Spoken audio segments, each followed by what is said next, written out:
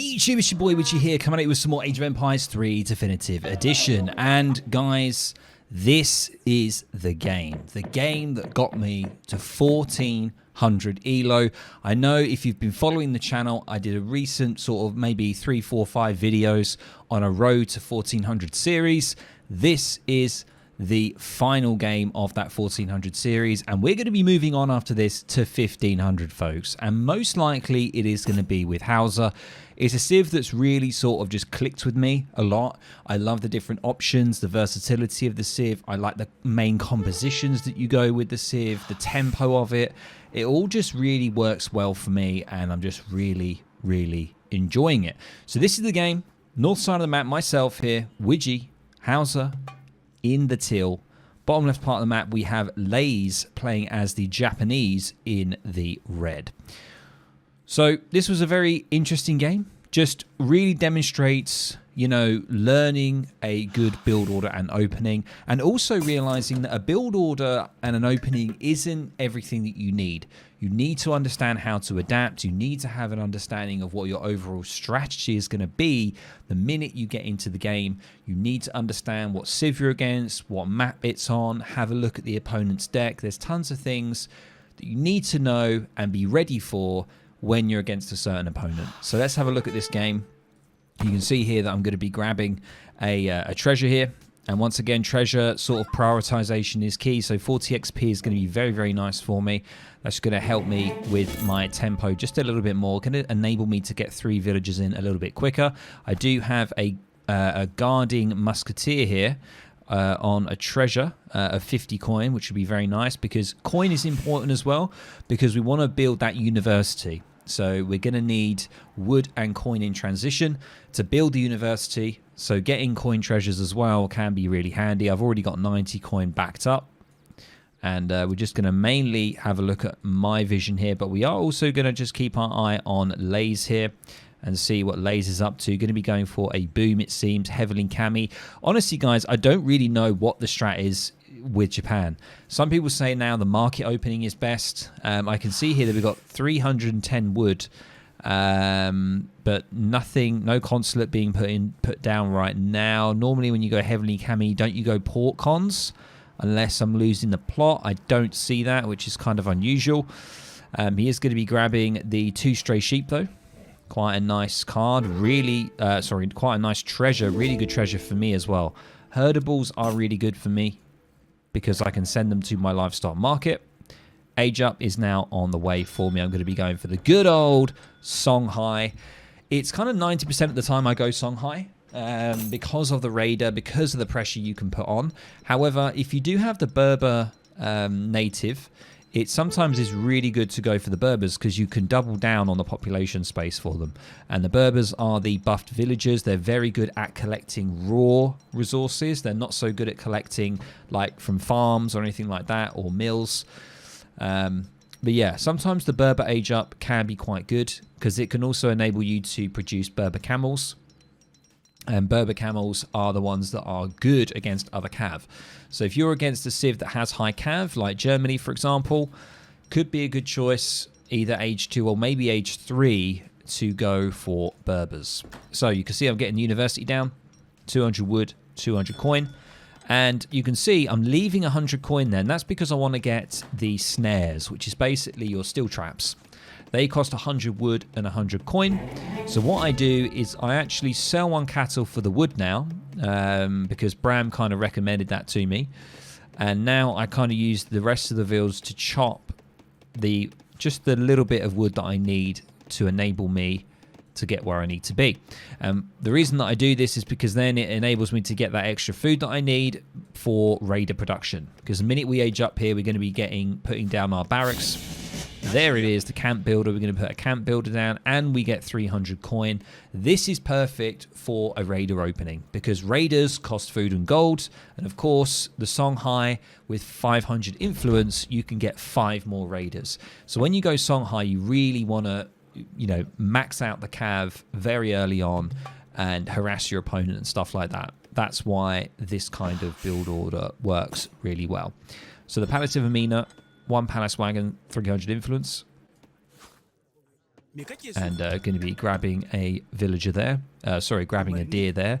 And also, I've been trying to learn about granary placement. I like to put the granaries on the left and right side of the town centre. It's best, I think. I just like it. And also quite a distance away from the TC as well, because, you know, it can get a bit sort of clogged up. So you can see now 5 raiders have come out. I've managed to train that. I'm going to train another batch on the way. Snares are now coming in a little bit late on the snares. I did forget about that, but that's coming in. And I do have a palace builder here that I've sort of forgotten about, but that's going to be going down. Let's have a look at Lays here. So Lays is now immediately going for the Ashigaru. Actually hasn't scouted me at all, which is not ideal. He nearly lost his explorer there, but managed to bring him back. But yeah, it's kind of an interesting one here. We can see the Vils here are just going to be gathering up that wood. He's gone for I think a wood shipment, heavily cami into a wood shipment, and a couple of Ashigarus here. I honestly, I don't know if Lays is quite new to Japan. I got that feeling that I wasn't really under much pressure here at all, or much of a defense. You can see now that my raiders are coming across. You know, I think it's kind of a harsh matchup for Japan anyway, because the raiders are so good. They get out on the map very early. They've got 26 siege. They can immediately start pressuring shrines on the map, and it's a real rough kind of game for Japan here. But you know, I've got to cast it. It's my 1400 ELO game. Hopefully we'll be casting the 1500 ELO game very shortly in the near future. But you can see now I'm going to be starting to, I've just got my 700 wood in, and with the 700 wood I like to then immediately start training Fulani, and I like to get a second war camp down. So that's what I like to do. Get the other war camp, we can train double batch of Fulani, and then from that there's many options. You know, we could immediately go for 7 Fulani, and it's trying to keep that Raider Fulani composition early on, which is crucial. Sometimes your opponent will go heavy cav. If that is the case, sometimes you may have to put in a few Javelin Riders with your Raiders and kind of play it like that. So now you can see 5 Fulani, 7 more on the way from my home city, and Lays here. As I say, I don't really know what Lays is doing. I don't really understand. Got 1,000 wood backed up. I didn't even know that Lays had this much. Must be pretty new to Japan here, because he's gone for heavily cami. He hasn't gone for the port cons. He's gone to Shogu Shrine, but no consulate at all yet. Yeah. So I didn't know that Lays was playing this bad. I think he must be playing you know, Japan as a relatively new civ here. And this is why I don't recommend immediately going onto the ranked ladder if you're very new to a civilization. I honestly would definitely play against Extreme AI a couple of times, get on a lobby with someone that you know, play a few games on there, or even just with anybody, any stranger, just play a few games against some humans, and then basically then you might be more comfortable with actually playing on the ranked.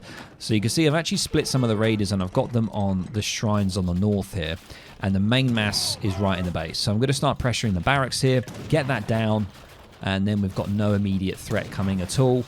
I was expecting Nagis at some point, because Nagis can be quite good against this composition. Basically any cav can be good against Raider Fulani. If you mass cav, it can be pretty deadly. If you go like cav pike or something like that, and you can see now barracks has gone down, and I'm just going to start pressuring the TC. I know that all of his Vils are pretty much in there, and I'm just going to continue with pressure. And Lays now is popping the Minutemen. They're coming out, and I'm just going to be sieging the TC here, and you can see he's actually got his batch of Ashies on the north side, but there it is, ladies and gents. As quick as that, 9 minute 27 coming in with the GG, and this actually gave me 17 ELO, ladies and gents. So I'm not too sure. Lays has got to be trying out Japan here. The macro didn't make any sense to me. There was so much wood backed up for him, and he didn't put a consulate down. He didn't put a market down. I honestly do not know what Lays was thinking. Maybe someone else was playing on his account. I have no idea. But a win is a win for your boy. 17 ELO on here. And at the moment, I'm actually at about 1425 ELO. And I'm hoping if I constantly play Hauser, which a lot of people tell me to, just keep playing one Civ. I'm really going to try it. I'm just going to continue. And I'm going to see where I end up. I'm hoping that I can get to that 1500 ELO. That would be fantastic if I can get there. And hopefully you guys can join me on the journey. So I hope you found this entertaining, useful. It's once again, it's another kind of build order and opening for Hauser. So if you're interested in Hauser and you do want to give them a go, this is a great example of a perfect kind of Songhai sort of Fulani Raider opening. And I hope you enjoyed it. And I'll catch you, of course, in the next video or the next stream. Thank you very much for all your support, both on Twitch and on YouTube. As I mentioned before, the channel is kind of kicking off. A lot of viewer count coming in, a lot of new people, subscribers. Welcome. Hopefully you will enjoy future videos and past videos of mine. And I'll see you in the next one. Catch you later, guys. Bye.